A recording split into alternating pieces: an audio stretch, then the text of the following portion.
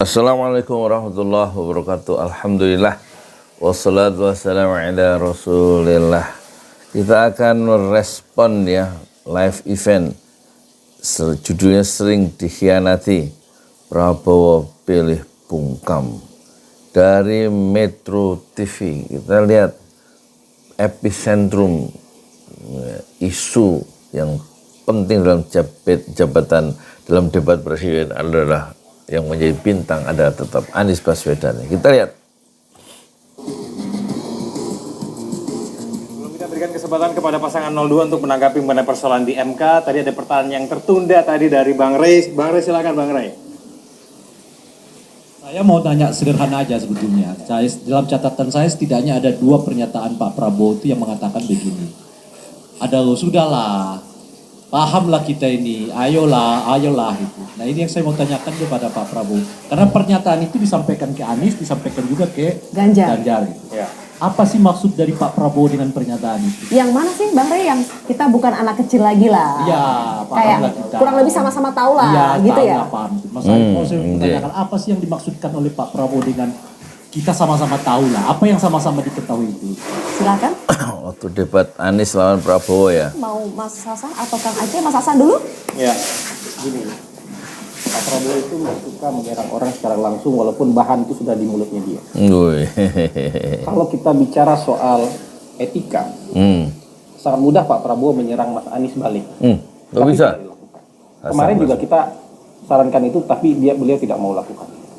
Kalau kita bicara etika, kan nggak cuma di MK yang ada masalah etika.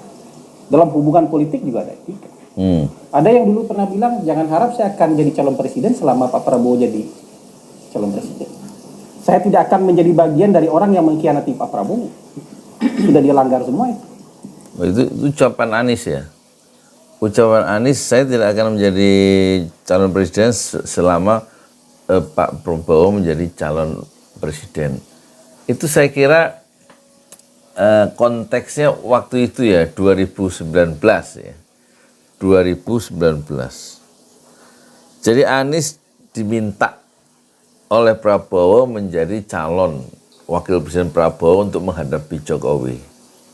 Saat Anies Baswedan masih menjadi gubernur DKI. Kan gitu. Kan menjadi gubernur DKI tahun 2017 ya. Baru 2 tahun dia menjadi gubernur ditawari Prabowo, ayo jadi calon wakil presiden saya. Kita berjuang bersama menghadapi incumbent yaitu Jokowi periode kedua. Anies nggak mau, kan gitu ceritanya ya.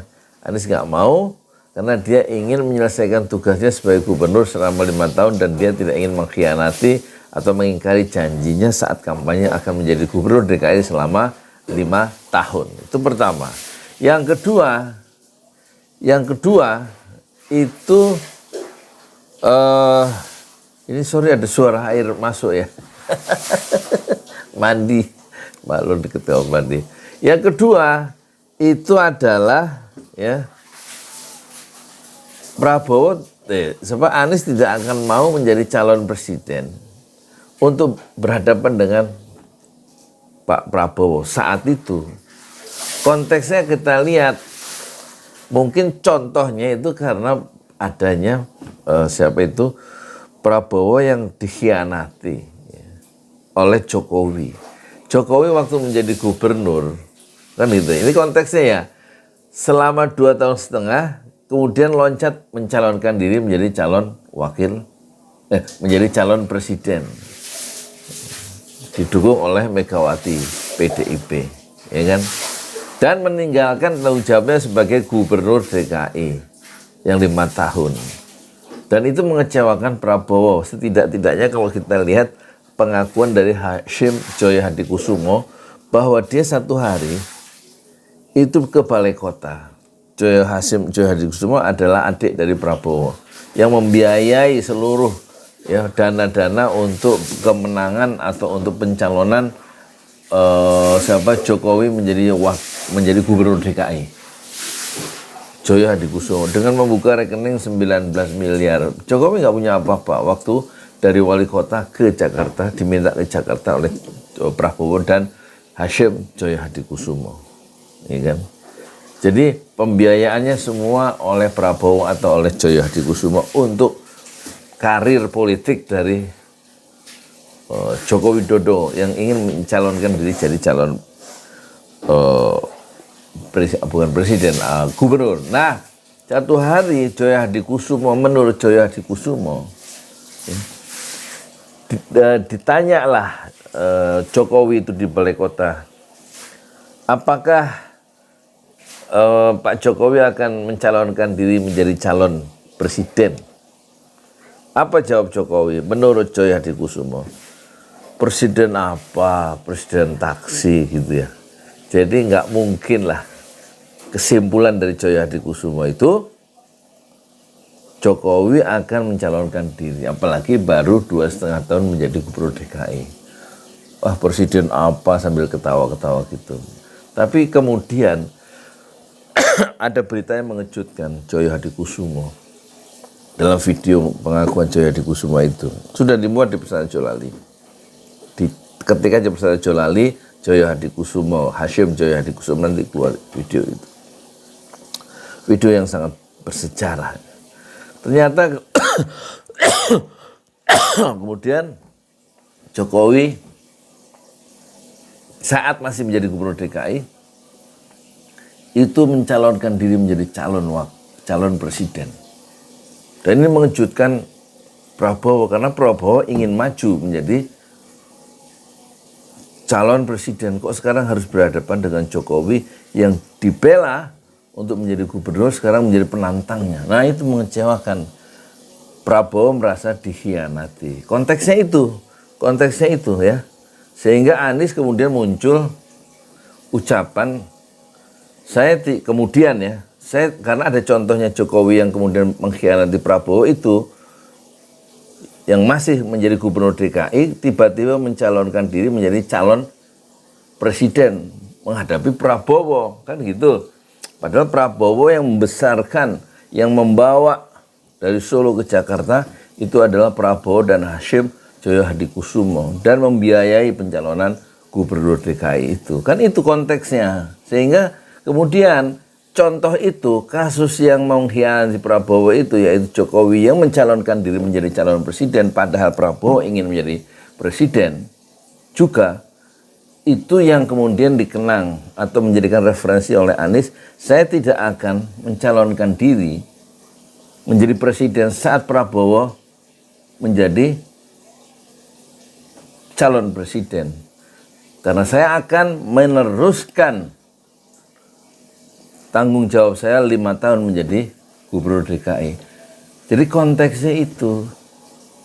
Jadi terus nggak mungkin disimpulkan secara salah ya oleh pendukung Prabowo ini, seolah-olah kalau Prabowo itu nanti setelah 2019 kalau menjadi calon presiden terus Anies berarti nggak juga menjadi calon presiden, nggak gitu. Konteksnya sangat situasional saat itu, dalam konteks referensinya atau contoh buruknya adalah kasus Pak Jokowi yang awalnya itu meyakinkan tidak akan maju menjadi calon presiden karena masih menjadi gubernur, ya, setidaknya janji yang pernah diucapkan oleh Jokowi ke Hashim Joyo Hadikusumo, dan tiba-tiba manuver-manuver Jokowi mengejutkan keduanya, adik kakak itu.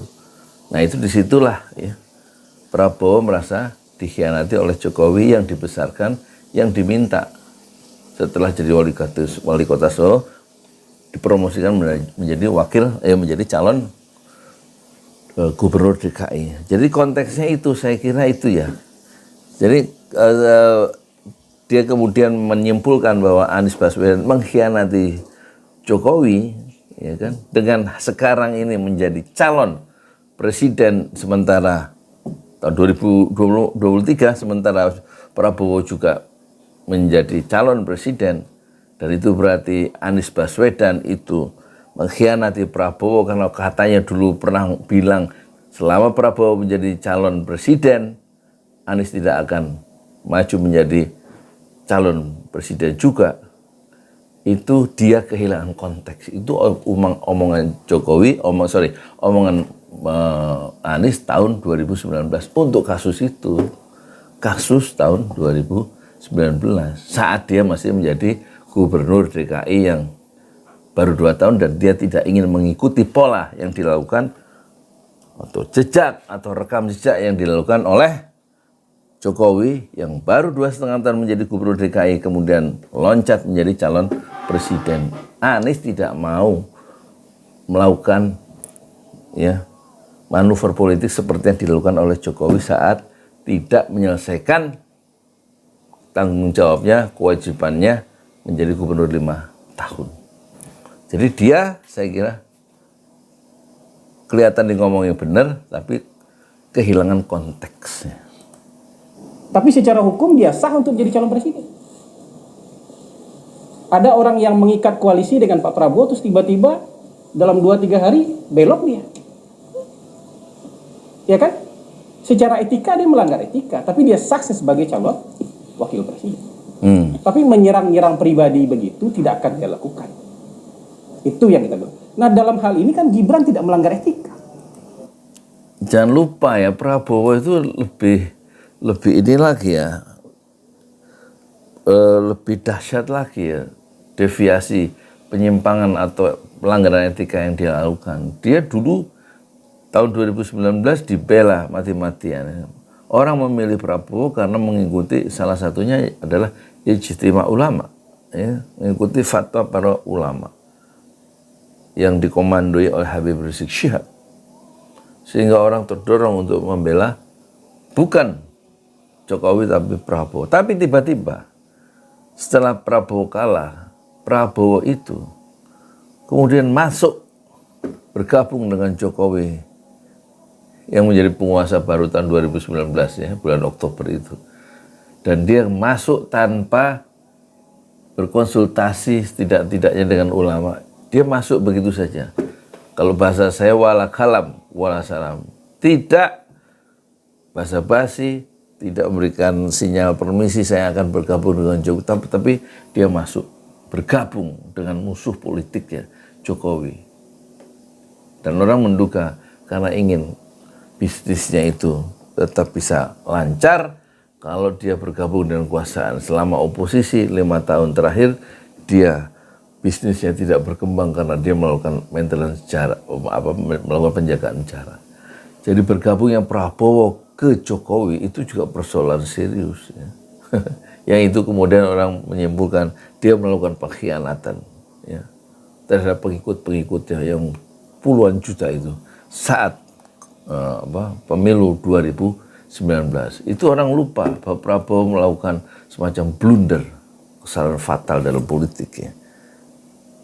Dan tidak tahan, kata Anies Baswedan, dia tidak tahan menjadi seorang atau menjadi pihak oposisi. Karena kalau di oposisi itu kata Prabowo, menurut Anies Baswedan dalam debat Capres kemarin, menjadi oposisi itu berarti bisnisnya nggak berkembang, kata Prabowo. Menurut Anies Baswedan, ngutip Prabowo sendiri. Jadi makanya tidak semua tahan dengan oposisi. Itulah catatan yang bercorak etis ya, satu pelanggaran-pelanggaran etis yang berat yang dilakukan oleh Prabowo. Jadi Prabowo itu juga bukan seorang politisi yang suci ya kan. Keputusan MK itu berlaku umum, termasuk nanti berlaku untuk anaknya Mas Anies kalau dia mau jadi capres atau cawapres sebelum umur 40. Konteksnya lain lagi itu MK 90 2023 16 Oktober 2023 itu jelas bukan dimaksudkan oleh Anwar Usman. Peraturan nomor 90 itu untuk anaknya Anies Baswedan, untuk anaknya siapa lagi? Anaknya Ganjar. Yang jelas saat itu konteksnya adalah untuk ponaannya yaitu Gibran Raka Buming Raka. Ini pinter ngeles ini. Berlaku juga untuk anaknya Mas Ganjar kalau dia mau jadi capres cawapres sebelum umur 40. Apakah nanti akan dibilang Mas Alam berangkat jadi cawapres atau capres berdasarkan pasal yang cacat etika? Jadi kita memikir politik jangan sampai 2024. Ini kan Enggak. terlalu jauh ditarik-tarik ke masa depannya, bahwa pasal itu ada bermasalah, bukan pasal peraturan 90 MK 16 Oktober 2023 ada masalah, karena masalah itu dilakukan oleh Anwar Usman yang merupakan paman daripada Gibran. Makanya dalam MK kan keputusannya kan final, mengikat, binding, dan nggak bisa dirubah lagi.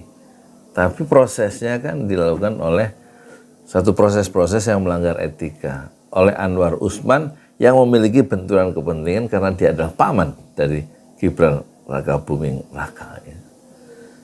Jadi dia juga kehilangan konteks munculnya peraturan 90 itu adalah pelanggaran etika karena Anwar Usman punya ponaan yaitu Gibran Rakabuming Raka yang sekarang menjadi calon wakil presiden, diuntungkan oleh peraturan nomor 90 yang diketok hari Senin tanggal 16 Oktober 2023. Saya aja tukang piscok, tukang pisang ngerti.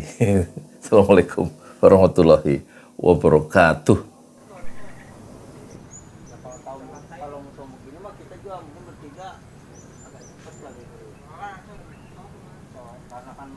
Assalamualaikum warahmatullahi wabarakatuh.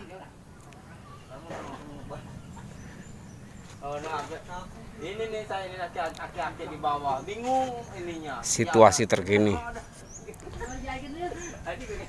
di pembangunan Masjid Enam Syuhada Pesantren Jolali. Ketemu ya begini. Sampai saat ini masih perakitan besi, tulang. Padahal disuruh tukang bersama aja, kalau ada kena juga tukang juga ngerti. Kita nggak mungkin kalau nggak disuruh tukang. Seluk beton atas.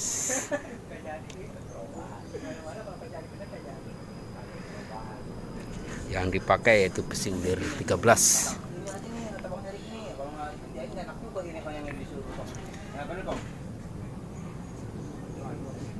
Ketinggian dari dak ke lantai 4,5 meter.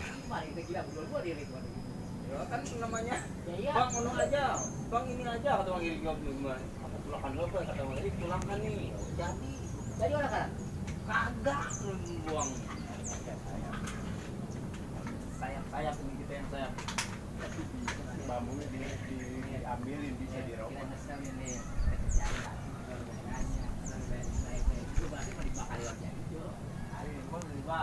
Tenang aja kita. Sudah tenang aja lu, udah lewat. Yang ada betul kerja lebih bayar, nah itu boleh. Harus buru-buru itu kan bongkar itu. Berarti ini mah di jalan Allah. Ini Masjid Enam Syuhada lagi dikunjungi sama Ketua Hilmi. Modal awalnya berapa Pak Yudi Pramuko? 750.000 rupiah aja. Jadi ini 500 jutaan nih barang. Sekarang udah habis 310. Masya Allah, tuh udah pakai keramik, laponnya tinggal. Granit tuh kayak marmer. Tuh. Masya Allah nih, sampai juga kita ke sini. Masjid Enam Syuhada, ngapa namanya Masjid Enam Syuhada Ya, Pak Yudi? kita mau mendokumentasikan perjuangan dakwahan nama anak muda pengawal Habib Rizik Syihab itu. Masya Allah. Yang dibunuh sama orang jahat di kilometer 50. Kilometer 50 ya. Itu kan simbol memperjuangkan dakwah itu kita harus memberikan segalanya untuk Islam kan ya. Masya Allah. Dan nama anak muda itulah yang sudah memberikan segalanya untuk Islam. Masya Allah. Nanti nama pemuda itu ada juga di sini mungkin diterapkan? Mungkin namanya 6 Syuhada. 6 Syuhada ya. itu, 6 Syuhada dipasang di sini, 6 Syuhada. Bip Ali, apa yang dikomentarin dari ini semua, Bip Ali? Masya Allah, luar biasa. Dari uang 700.000, kalau pengen ternyata bisa. Bisa. Allah kirim. Tuh, bisa. Ya, dengan masuk satu gang kecil, tapi Bapak ini luar biasa. Kecil tuh. Masya Allah ya. Satu call aja. Masya Allah. Perjuangan Pak Yudi Pramuko, YouTuber sejagat paling tua. Tertua di semesta. Tertua di semesta. Masya Allah. Tukang donat. Tukang donat. Tukang donat dari Paru. Ini saya laporkan dari lapangan ini, langsung dari Masjid Enam Syuhada. Masya Allah. Dan ini dia. Dalam lihat ah. Tuh lihat tuh masjidnya. Tuh imamnya di situ tuh. Malam-malam lagi kita. Masya Allah. Masih kurang nih. Atapnya katanya transfer aja dulu.